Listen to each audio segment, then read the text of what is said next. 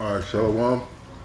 First and foremost, I want to give our praise, glory, and honor to Yahweh, Ba'ashem, Yahushai, Ba'ashem, Harakah, Kodash, Barakatah, Barakatham. Give honor to the apostles and elders of Great Milltown, and to all the arguments about the globe, teaching word, truth, and sincerity. I want to say Shalom. Since I died now from the Great Millstone campus, Chicago, with a little quick hit, slight response to the apostle, to her video, and about the controversy over King Marshabi and King David. And I want to say this is that I truly believe this is the truth. I truly believe that I've been taught the right way. I truly believe that the elders and apostles on down are being dealt with directly by Yahweh Shai. All right. The time I've been in the truth, through the Spirit, through studying, through all the immutable proof, all right, that the apostles have been bringing out and teaching this doctrine, that this is 100% on point. And the things that we know, we know. And one thing that we understand is that this walk, this truth, this faith is spiritual. You see? And a lot of things people can't understand because they're carnal. All right? The truth is very spiritual thing to have. All right? If you can receive certain things, you see. But all men not have faith. All right? And everybody doesn't believe everything, you see. And reincarnation is one of them. All right? I believe that King Mashah and King David, all right? I've never met King Mashah, all right? But through the Spirit, men of the Lord, the men of the Lord have come back in their own fold at the end of the days. Like I said in Daniel, let's get that real quick.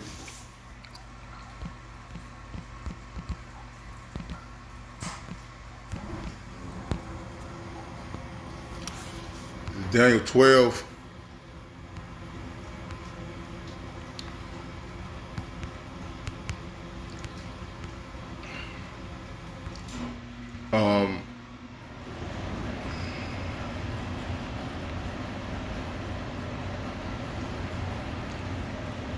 Daniel 12:13 said, "But go thy way to the end be, for thou shalt rest and stand in thy lot at the end of the days." Now we know the end of days was here when Yahweh Shai was on the scene. All right? But also these are the last days, man. These are the end of the end. And we're all going to come back in our lot. Whether we are alive, or whether those who passed away and are sleeping. You see?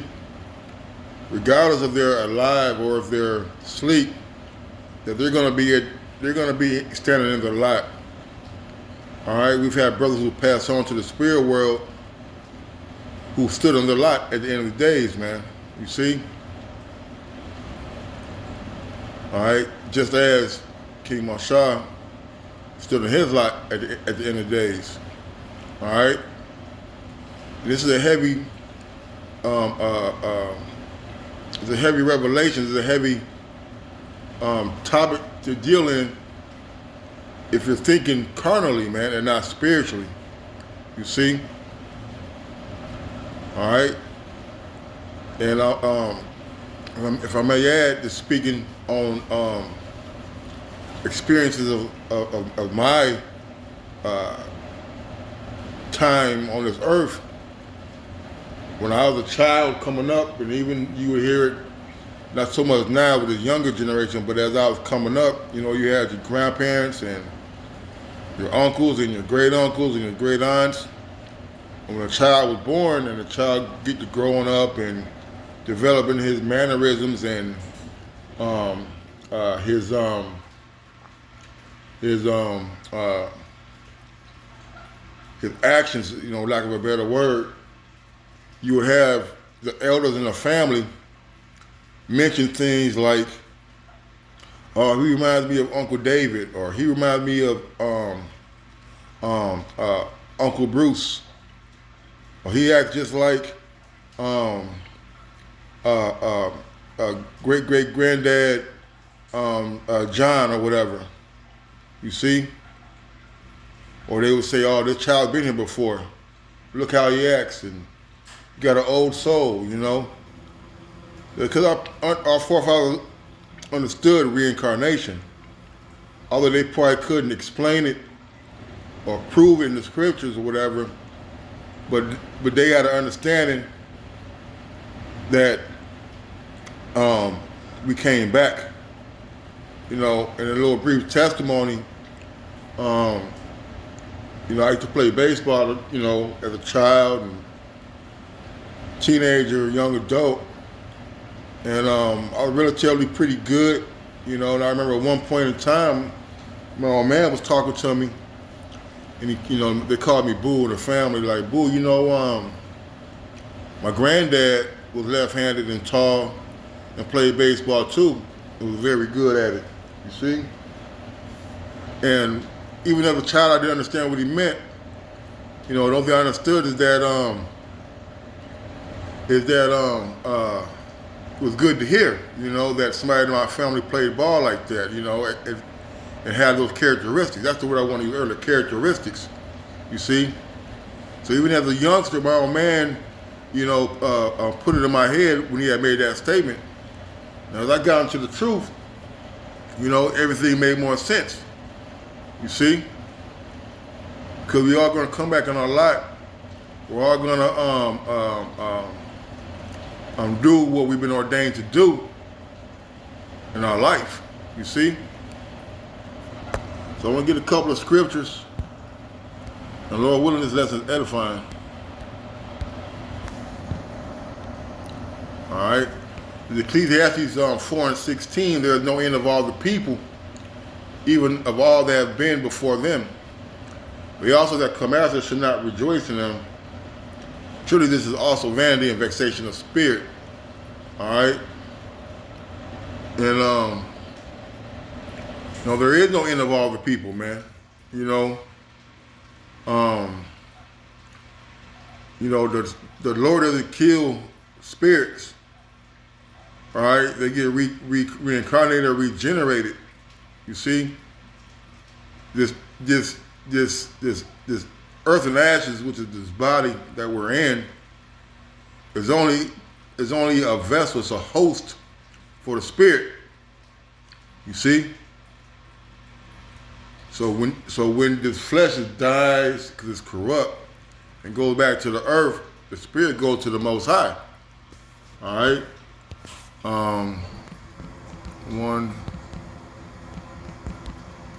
And these are nothing new. These scriptures are nothing new. There's nothing really deep about this. All right? But this is a very spiritual topic, and you gotta be spiritually, you gotta be in a spirit to deal with it, to understand it. You see? And reincarnation is a heavy topic. This is Ecclesiastes 12:7. It says, "Then shall the dust return to the earth as it was. The spirit shall return unto the Most High who gave it." See, and that's what happens, man. All right.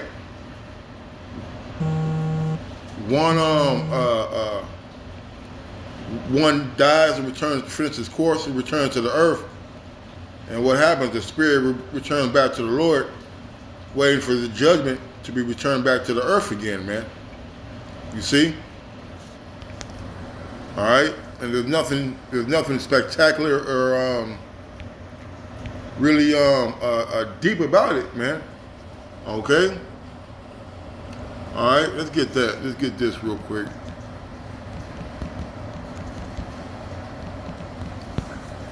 It's Psalm 42:7 says, "Deep calleth unto the deep, At the noise of thy waterspouts, all thy waves and thy billows, all thy waves and thy billows are gone over me. You see? And reincarnation is a deep topic for those who don't understand. You see? That's why those who are able to receive King Marshall being King David is a spiritual thing. You see? Just like we know that that the prophets are back. All right? You know, the majority of the prophets are alive and kicking. They're in this truth and they're dealing. You see? And that's a spiritual conversation. See, people don't understand that just because you're asleep in the earth, all right, did not make you not part of the elect. It did not make you it did not make you not to be somebody. You see? All right, the scripture talk about the dead and Mashiach shall rise first.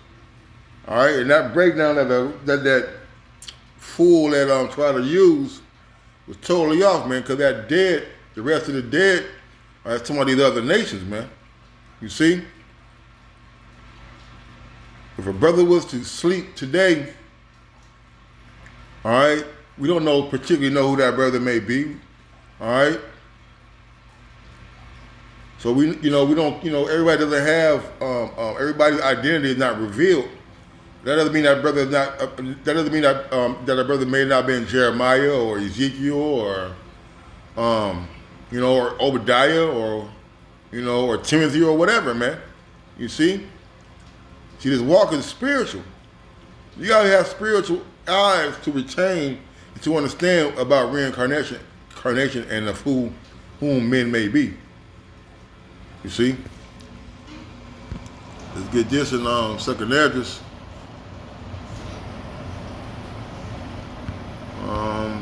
Shit, what was me? So there was 16 and 17. Now this is, I'm not going to get into the whole story of second address, but we all are aware that this is the angel giving certain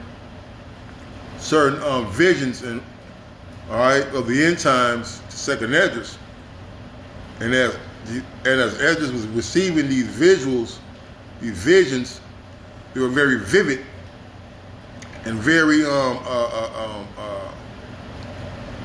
disheartening, terrifying unto Esdras. So I'm gonna get this second Esdras 16 and 7. It says, woe is me, who delivered me in those days. You see, even Esdras knew that the visions that he was seeing, that he will be there. You see? Esdras had dreams of World War III, the famine, the plagues, and the destruction of America. And the dreams were so vivid, he was terrified of them. And asked the angel, hey, who's going to deliver me in those days? Because during the time of Esdras, those things were not happening. You see? Okay? So really, these people just don't understand what reincarnation is or what it's all about. All right? I'm going to get, I heard one of the apostles bring this out last night. And I'm going to bring it out also. It says Matthew 17. I'm going to start at 10. It says, and the disciples asked him, saying, why then say the scribes that Elias must first come? All right, it's talking about Elijah, right? And Yahushua answered and said unto him, Elias truly shall first come and restore all things. And that's what happened, man. All right, and that's another thing, man. All right, Albert Benjamin was Elijah. You see? All right? He brought the truth. He brought the truth back to Israel, man. Came back in his stead. You see? I'm saying to you that Elias has come already, and they knew him not, but have done unto him whatsoever they listed. Likewise shall also the Son of Man suffer of them. Then the disciples understood that he spake unto them of John the Baptist, man. You see? And that's the thing, man. All right? Our forefathers understood reincarnation, man. They understood that people are going to come in the lot that they were in before. You see? There's nothing new up under the sun. Let's get that.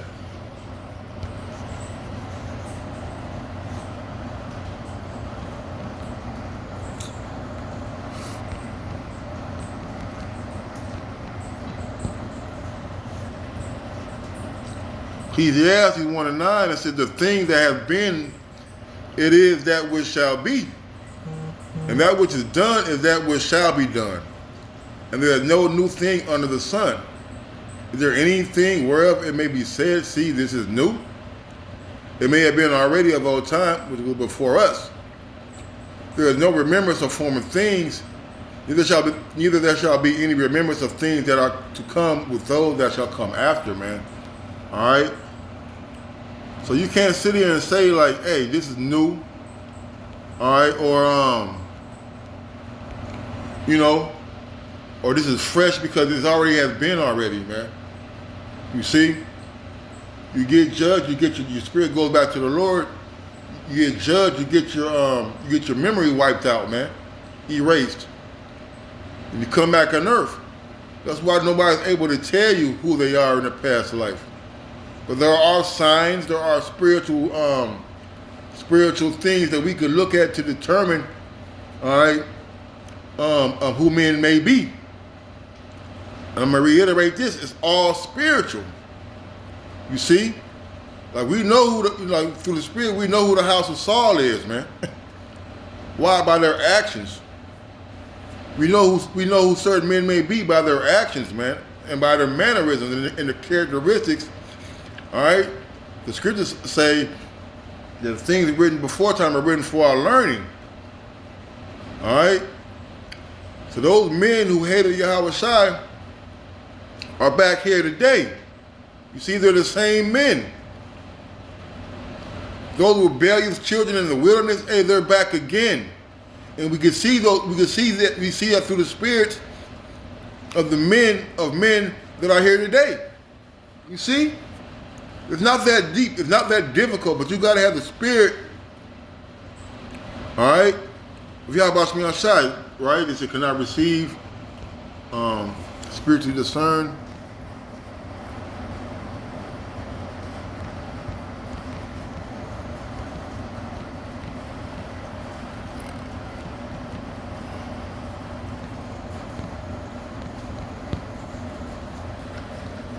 It says, 1 Corinthians 2:14, but the natural man receiveth not the things of the Spirit of the Most High, for they are foolishness unto him, neither can he know them because they are spiritually discerned, man. You see? Look at that word discern for a moment.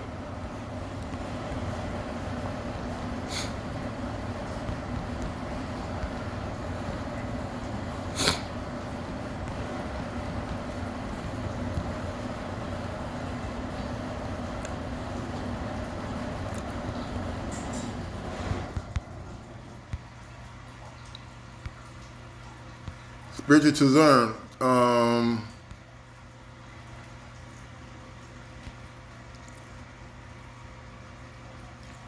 The spirit examine or judge, to investigate, examine, to inquire into, to scrutinize, to sift, to question. All right, let's go. To judge of, estimate, determine the excellence or defects of any person or thing. So you people don't have that, man. You can't judge or determine the spiritual things because the Lord didn't give it to you, man. It's foolishness unto you for you to think that King Marshall is King David, or Abba Bivens was Elijah, man, and so on and so forth, according to the Spirit. You see? All right. So with that, I want to say, Carnal, Yahweh Shem Shai. That went on to the apostles of the elder great millstone, and to our argument across the globe, teaching the word of truth and straight. I want to say Shalom.